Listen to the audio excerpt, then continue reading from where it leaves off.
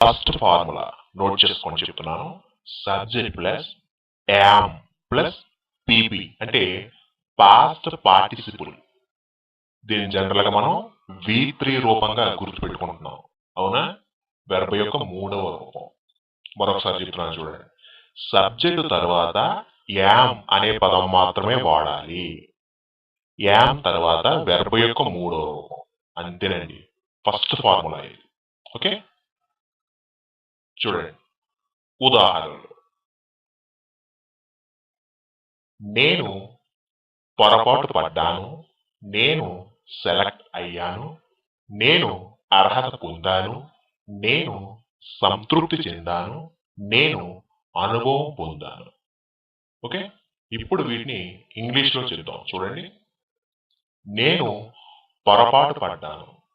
ఇంగ్లీష్లో I am mistaken. చూడండి ఇక్కడ సబ్జెక్ట్ తర్వాత యామ్ తర్వాత వెర్బ్. వెర్బ్ యొక్క మూడవ రూపం ఇది. Okay, I am mistaken. నేను సెలెక్ట్ అయ్యాను. ఇంగ్లీష్లో I am selected. I am selected. నేను అర్హత పొందాను. ఇంగ్లీష్లో I am qualified. I am qualified. నేను సంతృప్తి చెందాను. నేను సంతృప్తి చెందాను. ఇంగ్లీష్లో I am satisfied. I am satisfied. నేను అనుభవం పొందాను. నేను అనుభవం పొందాను. ఇంగ్లీష్లో I am experienced. I am experienced. Okay, ఈ విధంగా ఆ స్ట్రక్చర్ని మనం వాక్యాలలో అప్లై చేస్తున్నామా లేదని గమనిస్తూ ఉండాలి. ఓకే, ఇవన్నీ కూడా పాజిటివ్ వాక్యాలండి. ఇవన్నీ ఏంటి? పాజిటివ్ వాక్యాలు. మరి ఇప్పుడు నెగిటివ్ వాక్యాలు మాట్లాడాలి. ఏం లేదండి, సింపుల్ గా యామ్ తరువాత నాట్ అనేది చేర్చితే నెగిటివ్ వాక్యాలు అయిపోతాయి. NOT, not. ఓకే, ఇప్పుడు అవి కూడా చూద్దాం. నెగిటివ్ వాక్యాలు చూడండి ఇక్కడ. నేను పొరపాటు పడలేదు, నేను సెలెక్ట్ అవ్వలేదు, నేను అర్హత పొందలేదు, నేను సంతృప్తి చెందలేదు, నేను అనుభవం పొందలేదు. ఓకే, ఇప్పుడు వీటిని ఇంగ్లీష్లో చూడండి. నేను పొరపాటు పడలేదు. ఇంగ్లీష్లో ఐ ఆమ్ నాట్ మిస్టేకెన్. మరి పొరపాటు పడ్డాను అంటే నాట్ అని తీసేయడమే. నేను సెలెక్ట్ అవ్వలేదు. ఇంగ్లీష్లో ఐ ఆమ్ నాట్ సెలెక్టెడ్. నేను అర్హత పొందలేదు. I am not qualified. నేను సంతృప్తి చెందలేదు. I am not satisfied. నేను అనుభవం పొందలేదు. I am not experienced. I am not experienced. Okay, ఇప్పుడు అర్థమైందా? పాజిటివ్ కి నెగిటివ్ కి తేడా ఏంటి? జస్ట్ నాట్ అనే ఒక పదాన్ని యామ్ తరువాత ఉపయోగిస్తే నెగిటివ్, అది వాడకపోతే పాజిటివ్. అర్థమవుతుంది కదా? ఇప్పుడు మరొక మోడల్ చూద్దాం. పాజిటివ్ నేర్చుకున్నాం కదా, ఇప్పుడు ఆ పాజిటివ్ నుంచి ప్రశ్నించాలి అంటే ఎలా అనేది ఇప్పుడు దీన్నే మనం yes or no type questions అని కూడా అంటాం. అంటే ఇటువంటి ప్రశ్నలకి అవును లేదా కాదు అని మాత్రమే సమాధానం చెబుతాం కాబట్టి దీన్ని yes or no type questions అంటాం. చూడండి తెలుగులో, నేను పొరపాటు పడ్డానా, నేను సెలెక్ట్ అయ్యానా, నేను అర్హత పొందానా, నేను సంతృప్తి చెందానా, నేను అనుభవం పొందానా. చూసారా, ఇవన్నీ కూడా ప్రశ్నలు. నేను పొరపాటు పడ్డానా. ఇంగ్లీష్లో యామ్ అనేది స్టార్టింగ్ రావాలి, ఆ తర్వాత సబ్జెక్టు, ఆ తర్వాత వెర్బ్ యొక్క మూడో రూపం. ఓకే, నేను పొరపాటు పడ్డానా అంటే ఇంగ్లీష్లో am I mistaken, am I mistaken. నేను సెలెక్ట్ అయ్యానా, am I selected, am I selected. నేను అర్హత పొందానా, am I qualified, am I qualified. నేను సంతృప్తి చెందానా, am I satisfied, am I satisfied. నేను అనుభవం పొందానా, am I experienced, am I experienced. జనరల్గా ఇలాంటి వాటికి మనం సమాధానం అవుననో కాదనో చెబుతాం.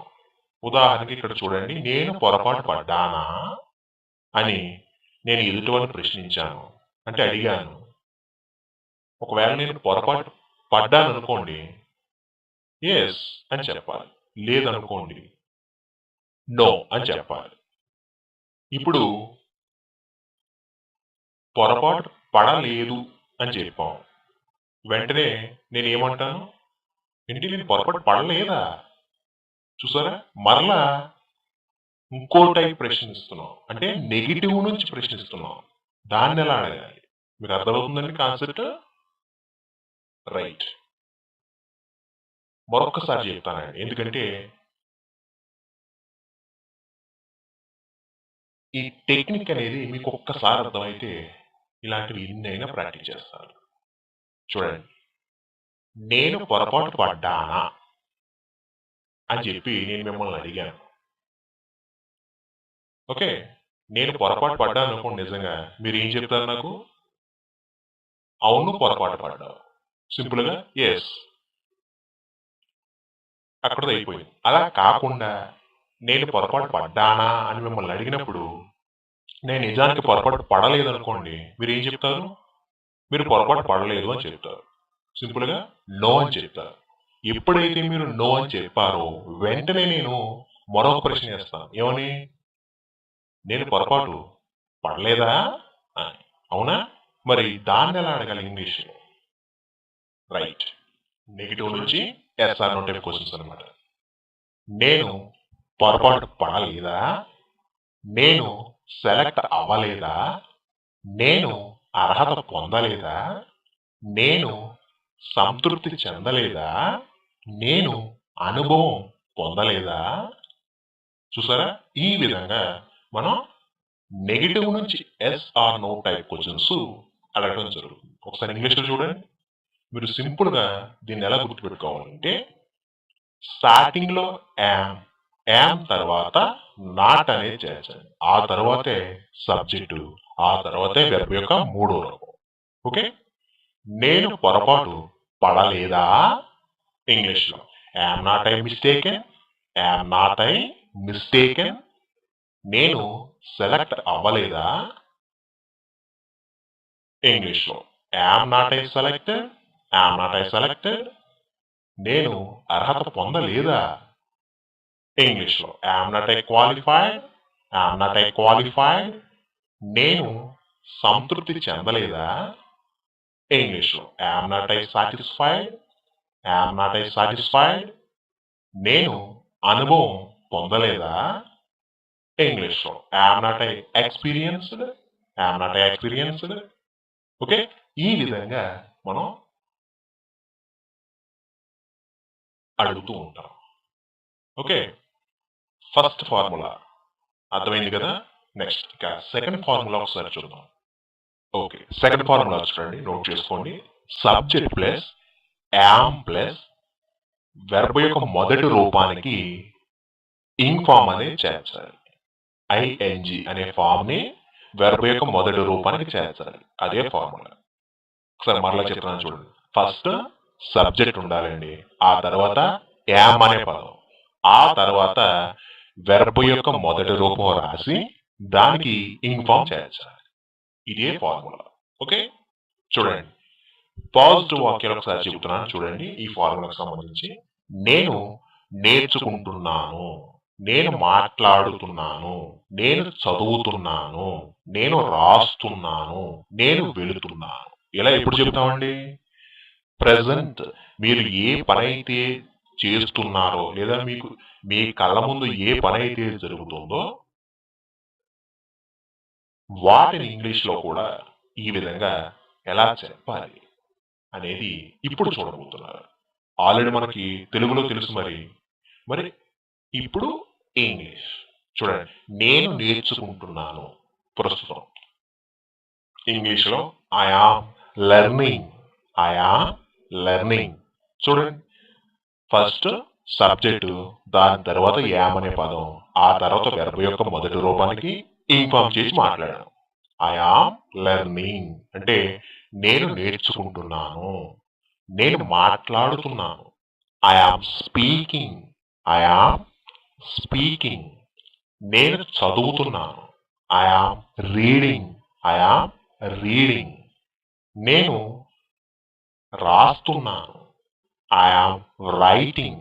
I am writing. నేను వెళుతున్నాను. I am going. I am going. Okay,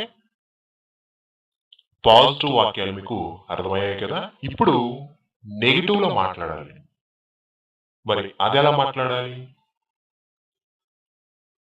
చూడండి. నేను నేర్చుకోవట్లేదు, నేను మాట్లాడట్లేదు, నేను చదవట్లేదు, నేను రాయట్లేదు, నేను వెళ్ళట్లేదు. ఇంతకు ముందు ఏం చెప్పాము? నేను నేర్చుకుంటున్నాను, మాట్లాడుతున్నాను, చదువుతున్నాను, రాస్తున్నాను, వెళుతున్నాను. ఇప్పుడు వాటికి రివర్స్, నెగిటివ్. మరి ఇప్పుడు వీటిని ఇంగ్లీష్లో ఎలా చెప్పాలి అంటే సింపుల్ గా యామ్ తరువాత ఎన్ఓటి నాట్ అనే పదాన్ని చేర్చండి. పాజిటివ్ వాక్యాలు కాస్త నెగిటివ్ అయిపోతాయి. ఓకే, అంటే subject plus am plus not plus verb యొక్క మొదటి రూపానికి ఇన్ఫార్మ్. అంతే. చూడండి, నేను నేర్చుకోవట్లేదు అంటే I am not learning. Present నేను మాట్లాడట్లేదు. I am not speaking. నేను చదవట్లేదు. I am not reading. నేను రాయట్లేదు. I am not writing. నేను వెళ్ళట్లేదు. I am not going. I am not going. Okay, ఇప్పుడు పాజిటివ్, నెగిటివ్ క్లియర్ గా డౌట్ లేకుండా అర్థమైంది కదా. ఇప్పుడు పాజిటివ్ నుంచి ప్రశ్నించాలి. అంటే ఆ పాజిటివ్ నుంచి మనం ప్రశ్నిస్తాం అన్నమాట. అది ఎలా? దీన్నే మనం సింపుల్ గా yes or no type questions అంటాం. ఓకే, అంటే చూడండి, నేను నేర్చుకుంటున్నానా, నేను మాట్లాడుతున్నానా, నేను చదువుతున్నానా, నేను రాస్తున్నానా, నేను వెళ్తున్నానా, ఇలా. ఓకే, అయితే ఇంగ్లీష్లో మీరేం చేయాలి అంటే పాజిటివ్ వాక్యం మీకు వచ్చు కదా, సబ్జెక్ట్ తరువాత యామ్ అనే పదం ఉపయోగిస్తున్నారు, అవునా? పాజిటివ్ వాక్యంలో ఇప్పుడు మీరేం చేయాలంటే ఆ యామ్ అనే పదాన్ని సబ్జెక్ట్ ముందుకు తీసుకొచ్చి మాట్లాడండి. అదే yes or no type questions లేదా పాజిటివ్ నుంచి ప్రశ్నించడం మీకు వచ్చేసినట్లే. అర్థమైంది కదండి? మీకు పాజిటివ్ వాక్యాలు వచ్చాయి, వాటి నుండి ప్రశ్నించాలి అనుకున్నప్పుడు సబ్జెక్ట్ తర్వాత మీరు వాడేటువంటి యామ్ అనే పదాన్ని సబ్జెక్ట్ ముందు మాట్లాడండి. అదే ప్రశ్న వాక్యాలుగా మారిపోతాయి. చూడండి, ఇక్కడ నేను నేర్చుకుంటున్నానా, ఇంగ్లీష్లో యామ్ ఐ లెర్నింగ్. నేను మాట్లాడుతున్నానా, యామ్ ఐ స్పీకింగ్. నేను చదువుతున్నానా, యామ్ ఐ రీడింగ్. నేను రాస్తున్నానా, యామ్ ఐ రైటింగ్.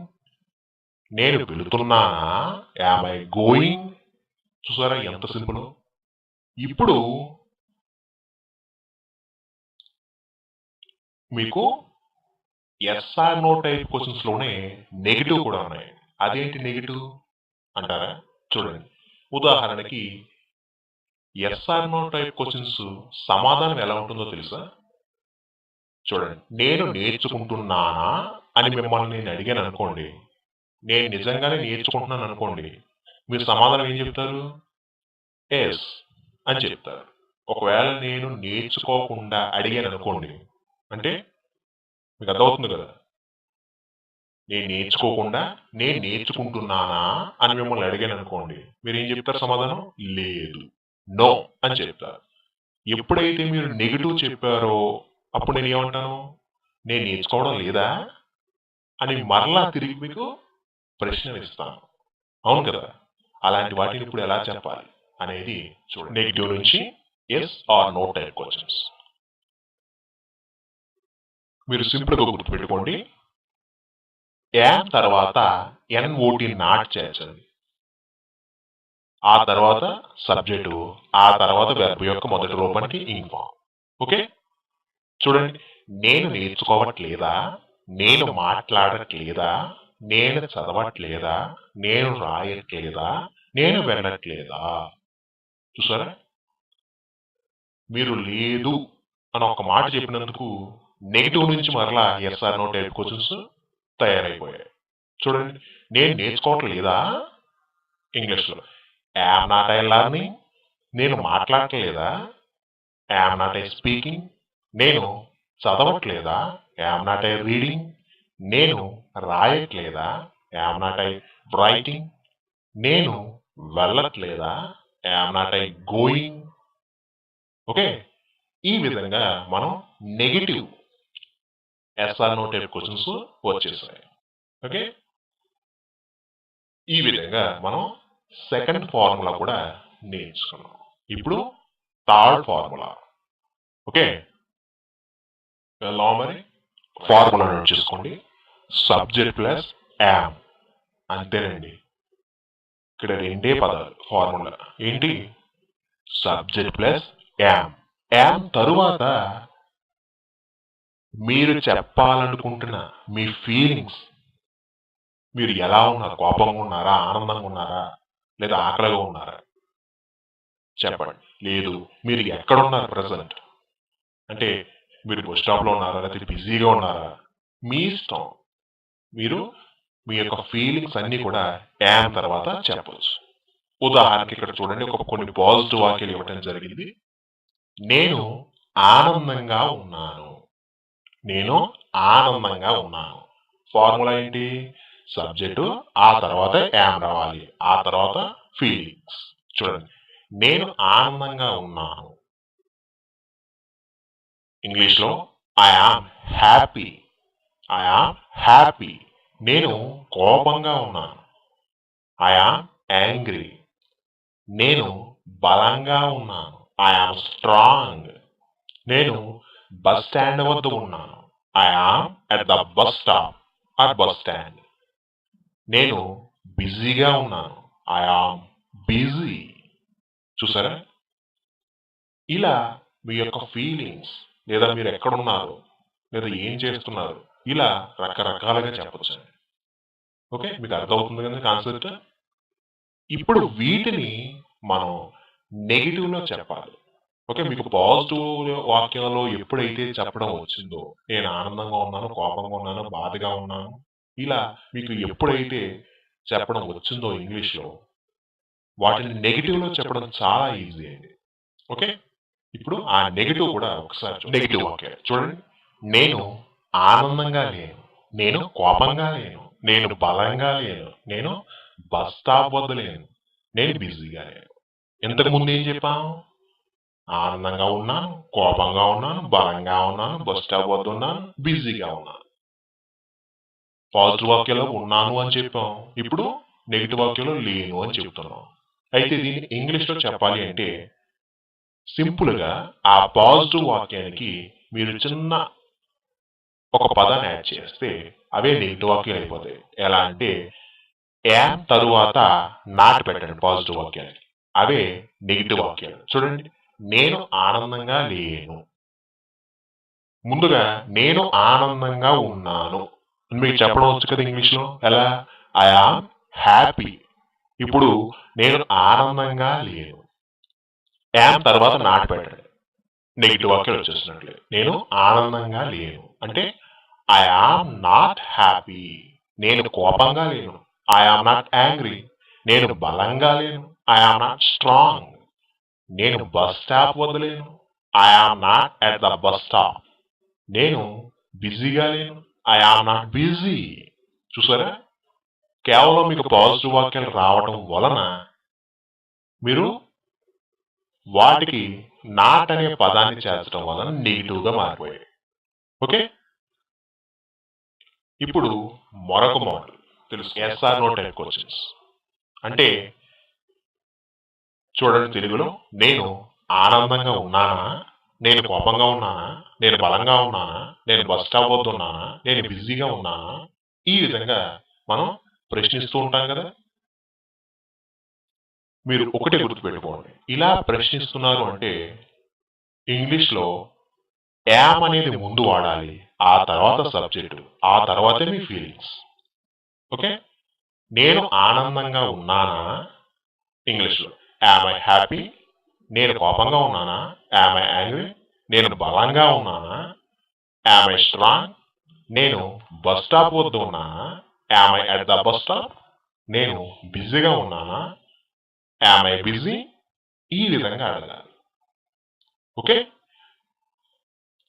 అయితే ఇక్కడ చూడండి, నేను మిమ్మల్ని నేను ఆనందంగా ఉన్నానా అని అడిగాను అనుకోండి.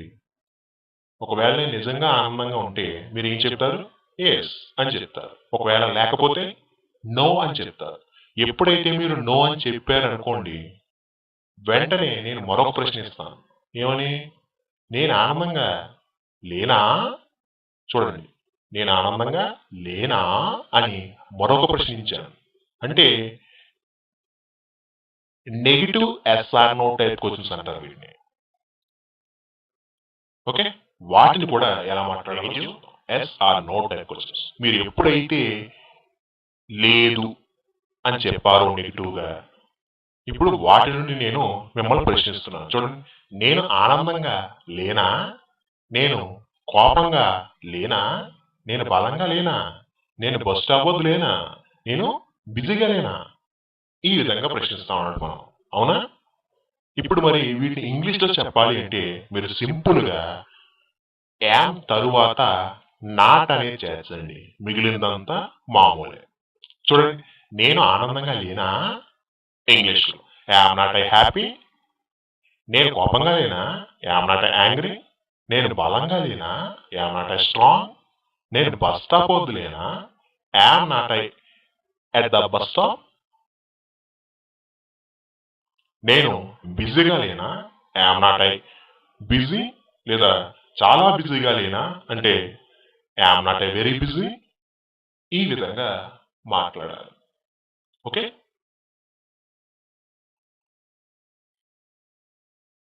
మూడవ ఫార్ములా కూడా మీకు చక్కగా అర్థమైంది అనుకుంటున్నాను.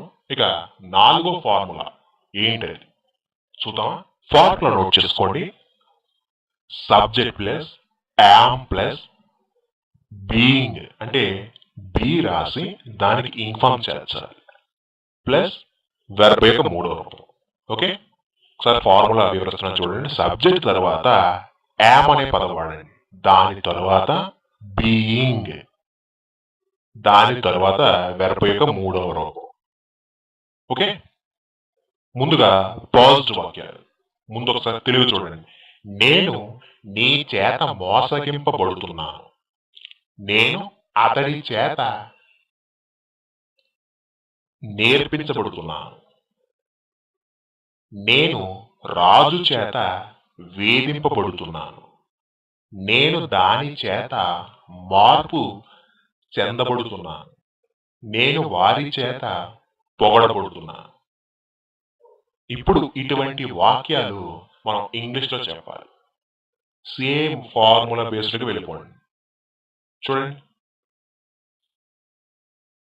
కాకపోతే ఇక్కడ బై అనే ఒక ప్రిపోజిషన్ ఉపయోగిస్తూ ఉంటాం.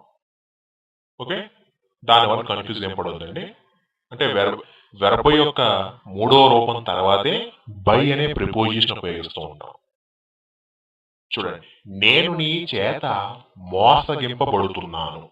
ఇంగ్లీష్ లో I am being cheated by you. I am being cheated by you. Formula apply అవుతుందా లేదా చూసుకోండి అంతే. నేను అతడి చేత నేర్పించబడుతున్నాను. ఇంగ్లీష్ లో I am being learned by him. I am being learned by him. నేను రాజు చేత వేధింపబడుతున్నాను. I am being tortured by Raju. నేను దాని చేత మార్పు చెందబడుతున్నాను. I am being changed by it. నేను వారి చేత పొగడబడుతున్నాను. I am being praised by them.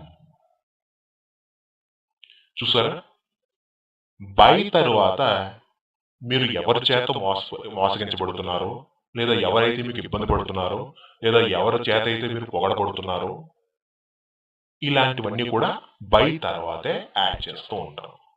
Okay, formula based గా మీరు అర్థం చేసుకుంటే చాలా ఈజీ.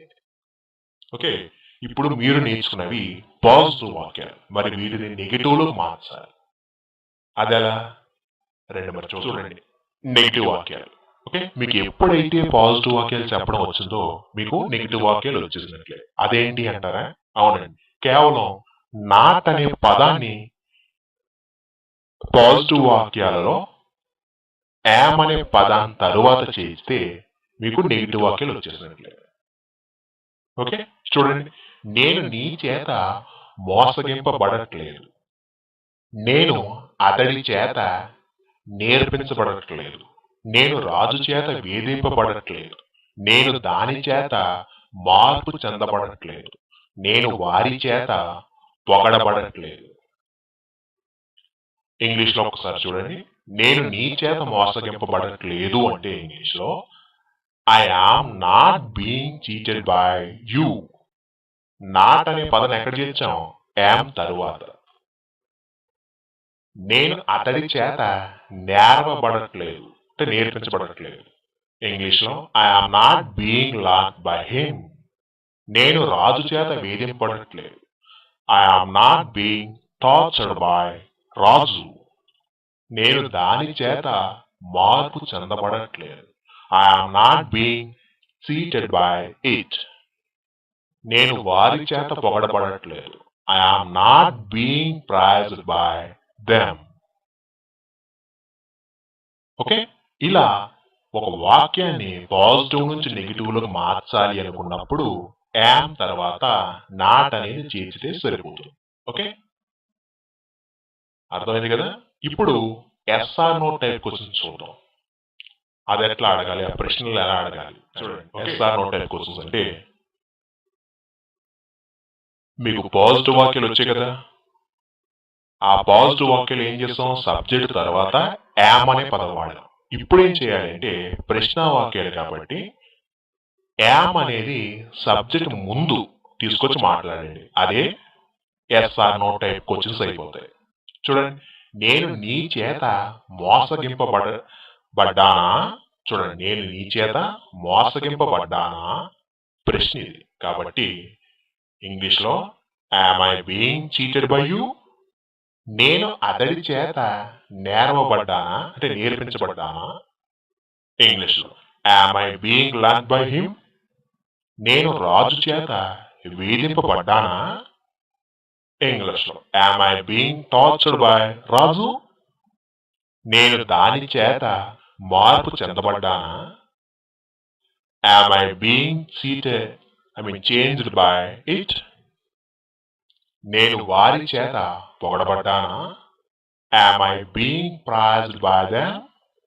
ఈ విధంగా మనం యామ్ అనేది స్టార్టింగ్ లో ఉపయోగిస్తే వాక్యం మొదట్లో ఎస్ఆర్ నో టైప్ క్వశ్చన్స్ వచ్చేసినట్లే. ఓకే, అయితే ఎస్ఆర్ నో టైప్ క్వశ్చన్స్ లోనే నెగిటివ్లు కూడా ఉన్నాయి. అది ఎట్లా మాట్లాడాలి అంటే మీకు ఎస్ఆర్ నో టైప్ క్వశ్చన్స్ వస్తే అప్పుడు నెగిటివ్ కూడా వచ్చేసినట్లే. అది ఎలా అంటే చూడండి, yes or no type questions am తర్వాత నాట్ అనేది చేర్చండి, సరిపోతుంది. ఓకే, నేను నీ చేత మోసగింపబడట్లేదా? ఇంగ్లీష్లో am not I being cheated by you. నేను అతడి చేత నేర్పించబడట్లేదా? Am not I being learned by him. నేను రాజు చేత వేధింపబడట్లేదా? Am not I being tortured by Raju. నేను దాని చేత మార్పు చెందబడట్లేదా? Am not I being changed by it. నేను వారి చేత పొగడబడట్లేదా? Am not I being praised by them. చూసారా, ఈ విధంగా మనం negative yes or no type questions కూడా మాట్లాడవచ్చు. ఓకే, 4వ ఫార్ములా కూడా మీకు బాగా అర్థమైంది అనుకుంటున్నాను. ఇప్పుడు చివరిదైనటువంటి 5వ ఫార్ములా మరి వెళ్దామా? రైట్. ఓకే, 5వ ఫార్ములా నోట్ చేసుకోండి. Subject plus am plus being plus without main verb. అంటే ఇక్కడ వెర్బ్ అనేది రాదండి, మీ యొక్క ఫీలింగ్స్ చెప్తే సరిపోతుంది. Okay, subject plus am plus being plus without main verb. చూడండి, పాజిటివ్ వాక్యం. నేను ధైర్యంగా ఉంటున్నాను, నేను నిజాయితీగా ఉంటున్నాను, నేను స్వార్థంగా ఉంటున్నాను, నేను బలహీనంగా ఉంటున్నాను, నేను సహాయకరంగా ఉంటున్నాను. ఇంగ్లీష్లో నేను ధైర్యంగా ఉంటున్నాను, ఐ ఆమ్ బీయింగ్ కరేజియస్. నేను నిజాయితీగా ఉంటున్నాను, ఐ ఆమ్ బీయింగ్ హానెస్ట్. నేను స్వార్థంగా ఉంటున్నాను, ఐ ఆమ్ బీయింగ్ సెల్ఫిష్. నేను బలహీనంగా ఉంటున్నాను, ఐ ఆమ్ బీయింగ్ సిక్. నేను సహాయకరంగా ఉంటున్నాను, I am being helpful. Okay, ఏం లేదండి, కేవలం మీరు ఒక ఫార్ములా అనేది మీకు వచ్చినట్లయితే ఇలాంటి వాక్యాలు ఎన్నైనా చెప్పొచ్చండి. చూడండి, సబ్జెక్ట్ తర్వాత యామ్ తర్వాత బీయింగ్, ఆ తర్వాత మీరు ఎలా ఉంటున్నారు, మీ ఫీలింగ్స్ అనేది చెప్తే సరిపోతుంది. ఓకే, పాజిటివ్ వాక్యాలు వచ్చాయి కదా, అర్థమైంది కదా. ఇప్పుడు పాజిటివ్ వాక్యాలు మీకు వచ్చాయి కాబట్టి దీనిని నెగిటివ్ వాక్యాలకు మారుదాం. అది ఎలా? నెగిటివ్స్. నేను ధైర్యంగా ఉండట్లేదు, నేను నిజాయితీగా ఉండట్లేదు, నేను స్వార్థంగా ఉండట్లేదు, నేను బలహీనంగా ఉండట్లేదు, నేను సహాయకరంగా ఉండట్లేదు. మొదటేమో నేను ధైర్యంగా ఉంటున్నాను, నిజాయితీగా ఉంటున్నాను, స్వార్థంగా ఉంటున్నాను, బలహీనంగా ఉంటున్నాను, సహాయకరంగా ఉంటున్నాను. ఇప్పుడేమో ఉండట్లేదు. ఇంగ్లీష్లో మీరు సింపుల్గా ఏం చేయాలి అంటే, మీకు ఎప్పుడైతే పాజిటివ్ వాక్యాలు చెప్పడం ఇంగ్లీష్లో వచ్చిందో దానిని నెగిటివ్గా మార్చాలి అనుకున్నప్పుడు యామ్ తర్వాత నాట్ అనేది చేర్చండి, సరిపోతుంది. చూడండి, నేను ధైర్యంగా ఉండట్లేదు. ఇంగ్లీష్లో I am not being courageous. నేను నిజాయితీగా ఉండట్లేదు, I am not being honest. నేను స్వార్థంగా ఉండట్లేదు, I am not being selfish. నేను బలహీనంగా ఉండట్లేదు, I am not being sick. నేను సహాయకరంగా ఉండట్లేదు, I am not being helpful. చూసారా, ఎంత సింపుల్ గా నెగిటివ్ వాక్యాలు చెప్పేసాము. ఇప్పుడు ప్రశ్నించడం నేర్చుకుందాం. ఓకే, పాజిటివ్ నుంచి ఎలా ప్రశ్నించాలో అనేది మనం చూద్దాం. దీన్నే ఎస్ఆర్ నో టైప్ క్వశ్చన్స్ అంటామండి. సింపుల్ గా ఏమి లేదండి, పాజిటివ్ వాక్యాలు మీకు చెప్పడం వచ్చు కదా. ఎలా? సబ్జెక్ట్ తర్వాత యామ్ అనే పదం వాడుతున్నాం, అవునా? ఇప్పుడు ఏం చేయాలి అంటే ఎస్ఆర్ నో టైప్ క్వశ్చన్స్ కి సబ్జెక్ట్ ముందే యామ్ అనే పదం వాడాలి. అంతేనండి, మీరు చేయాల్సిన మార్పు అదే. చూడండి, నేను ధైర్యంగా ఉంటున్నానా, నేను నిజాయితీగా ఉంటున్నానా, నేను స్వార్థంగా ఉంటున్నానా, నేను బలహీనంగా ఉంటున్నానా, నేను సహాయకరంగా ఉంటున్నానా. వీటిని ఇంగ్లీష్లో చూడండి ఎలా అడుగుతున్నాను. నేను ధైర్యంగా ఉంటున్నానా ఇంగ్లీష్లో యామ్ ఐ బీయింగ్ కరేజియస్ నేను నిజాయితీగా ఉంటున్నానా యామ్ ఐ బీయింగ్ హానెస్ట్ నేను స్వార్థంగా ఉంటున్నానా యామ్ ఐ బీయింగ్ సెల్ఫిష్ నేను బలహీనంగా ఉంటున్నానా యామ్ ఐ బీయింగ్ సిక్ నేను సహాయకరంగా ఉంటున్నానా యామ్ ఐ బీయింగ్ హెల్ప్ఫుల్ ఈ విధంగా మనం yes or no type questions అడగవచ్చు. అయితే yes or no type questions లో కూడా నెగిటివ్ ఉన్నాయండి. అదెలా అంటే చూడండి, negative yes or no type questions మీరు సింపుల్ గా యామ్ తర్వాత నాట్ అనేది చేర్చి మాట్లాడితే yes or no type questions negative లో మీకు వచ్చేసినట్లే. చూడండి, నేను ధైర్యంగా ఉండట్లేదా, నేను నిజాయితీగా ఉండట్లేదా, నేను స్వార్థంగా ఉండట్లేదా, నేను బలహీనంగా ఉండట్లేదా, నేను సహాయకరంగా ఉండట్లేదా. ఈ విధంగా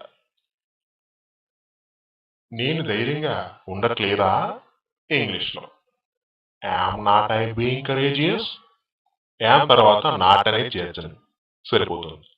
నేను నిజాయితీగా ఉండట్లేదా am not I being honest నేను స్వార్థంగా ఉండట్లేదా am not I being selfish నేను బలహీనంగా ఉండట్లేదా am not I being sick నేను సహాయకరంగా ఉండట్లేదా am not I being helpful. ఈ విధంగా మీరు మాట్లాడాలి. ఓకే.